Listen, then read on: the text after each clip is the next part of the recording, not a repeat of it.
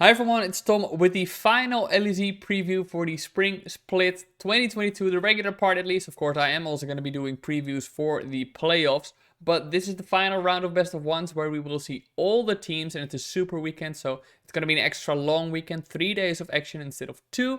As such, I will keep my analysis of the teams a bit short. I think I've also recapped a lot of my points in the previous weeks, and you can see that slow progress there, so I'll just briefly recap some of them and then we'll do the predictions as usual. So we kick off with Astralis, who are in last place with only 3 wins, and for them and BDS, who are in 9th place with 4 wins, I think, just gonna do the same thing for them. See if in this final weekend they can throw some spanners in the works, can get some good parts of their team together, and then head into the offseason and evaluate what they're going to do for the summer split, because they are obviously out of the playoffs contention with these scores. Mad Lions then, yeah, I think for them it's looking very rough because they only have 5 wins. They aren't locked out of playoff contention yet, but they have to go 3-0, and as we'll discuss a bit later, it's very unlikely that they'll be doing so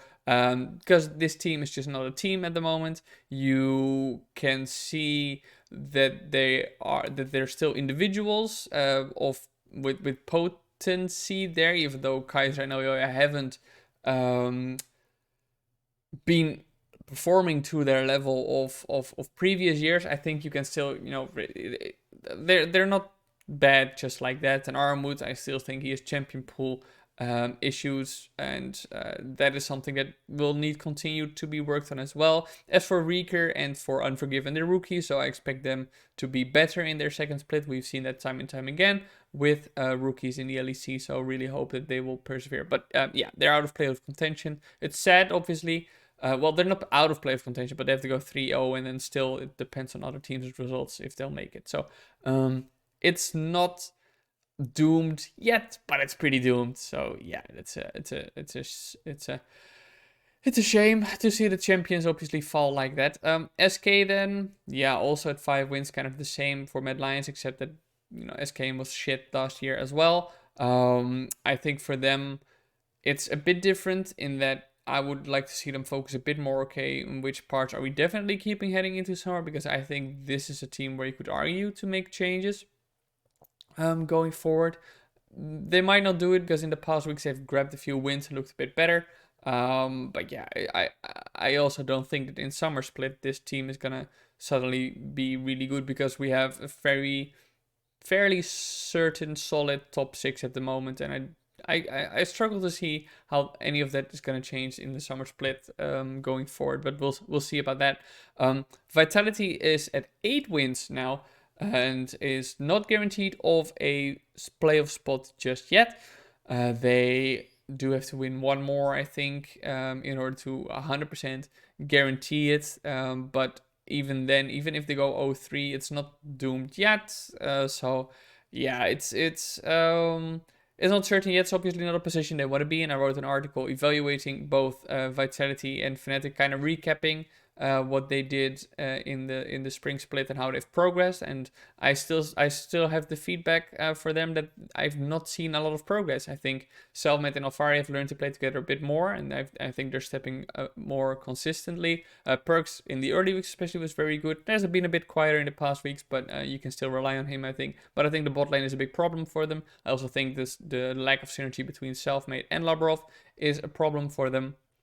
And I did an interview with Perks, which you can find on my YouTube channel, where I'm pretty critical, but he has pretty good answers in my opinion on the topic. So we'll see if they can pull it together. But speaking of last week, I think they had a very unstable game against SK. They almost lost again, and it was only through Selma and Alfari that they pulled that back.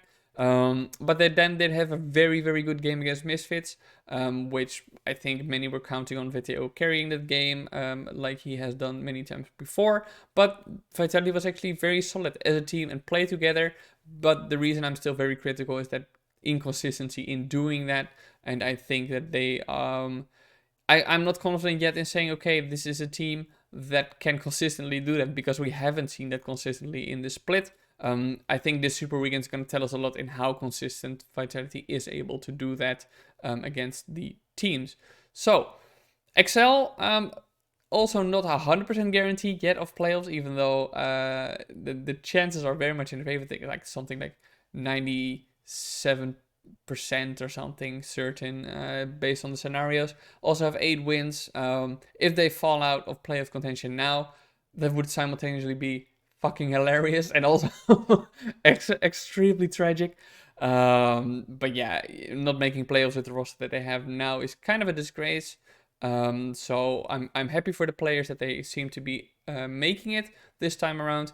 But honestly, if management is probably going to celebrate this, but after 3 years of failures, like come on, be a bit realistic, and see like this is the bare minimum that you can do after 3 years of not making it. So in terms of play, I think Excel is fine. I'm very happy to see Patrick performing better and better every week as well.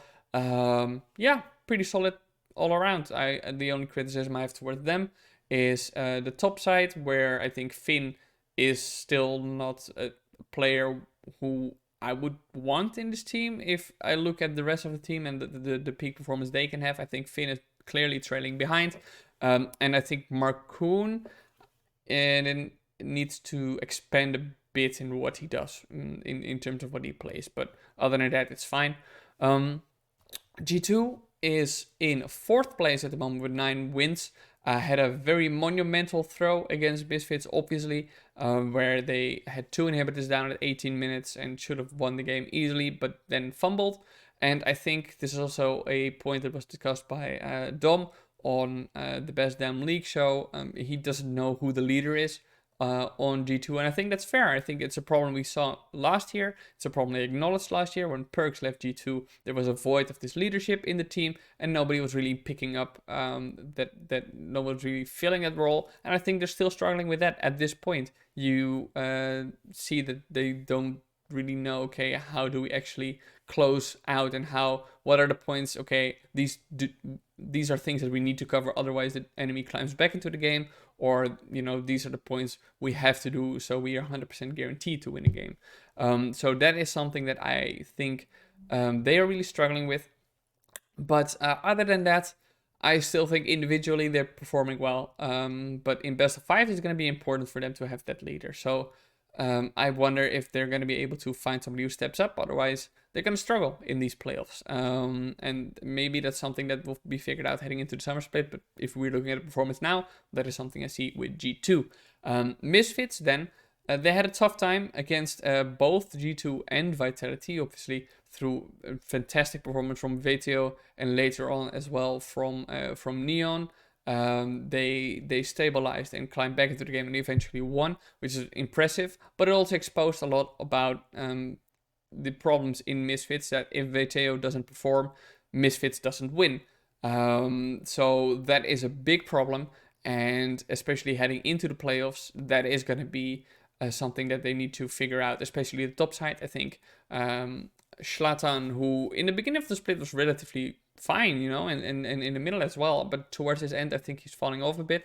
And Hirit, I still think is not performing very well in the top lane. So I think they really need to pull it together heading into the playoffs for them to stand a chance to advance and not just drop out with 2 losses. Fnatic, very strong weekend, targeted Rogue very well and played together well as a team. They really knew how to target Malrang, did that very effectively. I made Hylissang my player of the week also because of the game after against Mad Lions, where they did struggle in the early game, Fnatic, but I think even without Hylissang's pop-off on Pyke, which was fantastic, I think Fnatic would have found a way to stabilize because they already were kind of stabilizing. That's where Hylissang just accelerated things, in my opinion. But also in my opinion, I think Fnatic at this point is the best team in the LEC. They are finding their synergy. I'll once again refer to the article I wrote. You can find it on Invent Global, where I compare Fnatic and Vitality, the 2 super teams, and the growth they've experienced. And I think in the past 3 games, Fnatic has been very good. There's very solid what you must expect from this team, and I have very high hopes for them because they're making good progress. You can see the players starting to play together more. I think Razork is online. In the article, I also highlight, okay, but what if he needs to pivot to other champions? Is that going to be an issue for him? in terms of finding a spot in the roster. But at the moment, I think Fnatic is the best team in the LEC, because Rogue, even though they are in first place at the moment with 12 points, 12 wins, I guess, they really got exposed by Fnatic, and that should be a wake-up call, because when Malrang was shut down, Rogue could do nothing. And they need to find ways to cover that, because in best of fives, it's only going to be exposed more, where teams can try different ways of shutting down Malrang, and Rogue needs to diversify this style, needs to be able to adapt to what their opponent is trying to do. I think that is the big point for them. They're obviously still a very solid team with very solid players, but that diversity in play is necessary. Now then, we'll go to the predictions, the preview of the LEC Super Weekend. And the first day isn't that exciting in my opinion. We start off with SK versus Rogue. I think Rogue is pretty easily gonna win this, because I've just not seen enough from SK Gaming in the past weeks to make me convinced they'll be able to stand up against a team like Rogue. So I think Rogue is pretty easily gonna win this. I don't think SK has the tools to shut down Malrang, for example, not on a consistent basis, and also not the communication to coordinate plays like that. I think Rogue should pretty easily win this. Astralis versus Misfits then. I think Misfits is gonna win this, even though Astralis has been kind of a giant slayer. You know, they defeated Rogue, they defeated Fnatic. I don't think that they'll be coordinated enough in this case to shut down VTO and Neon, two players that they need to be shutting down. Even though Dior, I will argue, has flourished pretty decently. You know, he's not a top tier mid laner, but you can see, okay, he's finding his footing, so that's fine. But I still think he's going to get gapped massively by VTO, especially in the later stages of the game. He is going to lack the same amount of impact. Vitality versus Mad Lions. Probably okay, not the closest match of the day, but I still think it's maybe a bit close-ish, because Vitality, you know, isn't very stable. Mad Lions also isn't very stable, purely based on individual performances, and the top gap, I will call it, especially in the top lane. I think Vitality is gonna win this game. I don't see Mad Lions standing up to Vitality. Honestly, maybe if they cheese a draft or something like this and Vitality fumbles a draft, maybe Mad Lions can do something about it. But yeah, even though both teams are not very coordinated, I don't think that this is something that's gonna be hurting Vitality a lot against Mad Lions, because Mad Lions is very weak at the moment. G2 versus Excel, maybe this is gonna be the closest game of the day, because G2 and Excel both are kind of that sub-top area where you can see, okay, they're solid in what they want to do as a team, but they lack that final punch to really make them a top contender.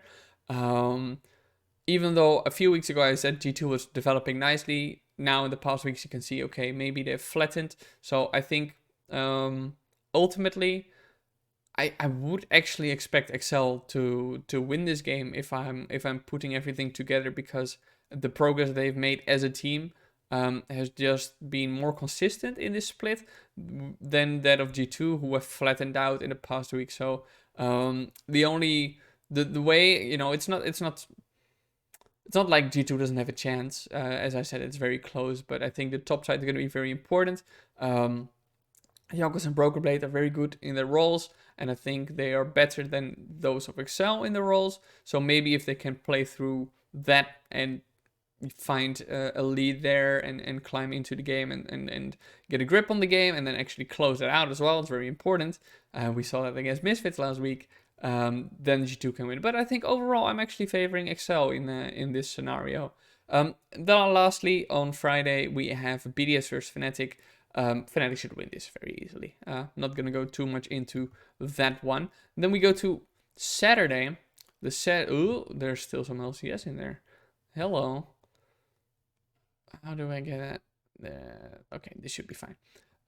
SK versus Excel. Expect Excel to win this again. I don't think SK Gaming has amounted to much in the past weeks. In terms of overall good performance, they've shown a few, but it's not consistent. Excel has being more consistent in that area. So do think they're going to win that. Mid Lions versus Astralis. There's a world where Astralis win this realistically, which last year probably would have been a crazy thing to say. I There's no way Mad Lions loses to Astralis, right? Come on. All right, I'll give him a bit of a benefit of the doubt there and say Mad Lions win this, but it's a coin flip, honestly, because Astralis sometimes just pulls everything together and looks like a decent team, and they might very well do that against Mad Lions, who are a bit of a downward spiral in terms of performances. BDS versus Rogue. Expect Rogue to win this. Rogue's just very solid and can punish BDS's mistakes, even though BDS has a pretty solid early game. Rogue is just way too coordinated in the late game to let that game fall out of their hands, in my opinion. Misfits vs Fnatic, very exciting game for me, where we can see Humanoid, one of the best mid laners in the LEC for the past year, at least for the past year, versus Viteo, who's been the solid mid laner, probably gonna win mid laner of the split. And probably also MVP of the split, because without him, Misfits wouldn't be where they are right now. I think that's very exciting to see how that's going to play out. I do expect Fnatic to win this, because as a team overall, they're better. As I said, I think Misfits' top side is lacking, so I expect that to go Fnatic's way. And then we have the match of the week. It's Vitality versus G2, Perks versus his old org, Perks versus Capped. Very exciting. Tough one to call, honestly, because based on consistency in their games, I do think G2 would win that, but Vitality is a team that pulls things together, and Perks especially pulls things together when playing against teams he really wants to beat. So I'm actually going to favor Vitality in this one, because I do think that Burning Desire is going to be better for Vitality than it is for G2, but it's a very close one. It's a very exciting match. Definitely would recommend watching that one. And then we go to, all right, I gotta skip past some LCS stuff there. Sunday, final day of the LEC Spring Split. It's very possible that everything is locked into place in terms of standings at this point, but hopefully not. Hopefully the last day will be more than just a bunch of show matches. SK versus Misfits. Misfits should win this. Vitality versus Astralis. Vitality should win this. This might actually be a very easy one to call all around. BDS versus Mad Lions, it's probably the toughest one to call, because both teams aren't very good at the moment, but I would favor... actually, I would favor BDS in this scenario, as crazy as that might sound, because their early game is so solid. I don't think Mad is going to be able to climb back from that, because Mad Lions just doesn't have that team play. So I'm favoring BDS in this case. Fnatic versus Excel as the fourth game of that day. Fnatic should win that one, right? Yeah, if I think about Fnatic, their weakest player is probably Wunder at the moment in the top lane, who's just a very stable factor whose goal it is to not int, and Finn isn't really a player to punish that, so Fnatic should win that one. And then we round up the Spring Split with Rogue versus G2. Yeah, Rogue wins this, right? Last time Larson absolutely slaughtered Caps. And I think it's going to be not much of a difference this time around. So I'm predicting Rogue to win the very final game of the LEC Spring Split regular portion, at least. And I haven't done the math on how my predictions are going to affect like the playoff standings and the seeding into playoffs. We'll see that when playoffs come around. But for now, those were my thoughts. Those were my predictions. Let me know in the comments below what you think, what you're looking forward to. I'm very excited for this Super Weekend. I hope you are as well. I'm going to be uploading another interview to my YouTube next week. And because the LEC is actually taking 2 weeks of a break between regular split and playoffs this time around, playoffs start on March 25th, I'll probably upload some other content to my YouTube. I'll still have to figure out and kind of puzzle together what it's going to be, but stay tuned for more content.